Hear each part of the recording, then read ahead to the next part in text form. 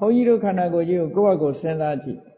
မြတ်စွာဘုရားကရူပပရိက္ခဟရုပ်ကိုဝိပဿနာဉာဏ်နဲ့ရှုပုံနဲ့ပတ်သက်ပြီးဘယ်လိုဟောတော့ဆို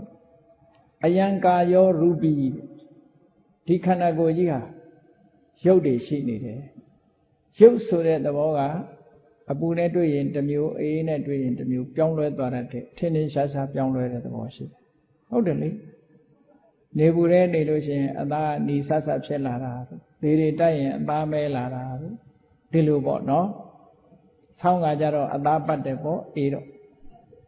ဒီလိုပုံစံတွေပေါ့ပြောင်းလဲလာမပတ်အောင်တနခါတို့ပေါင်တာတို့ရိုက်ကြတာပေါ့ဒီလိုပေါ့ဒါကာကွယ်တာပဲနော်သူ့တဘာဝတိုင်းဆိုရုပ်ဟာအပူကြောင့်လည်းပြောင်းလာတာပဲအေးကြောင့်လည်းပြောင်းလာတာ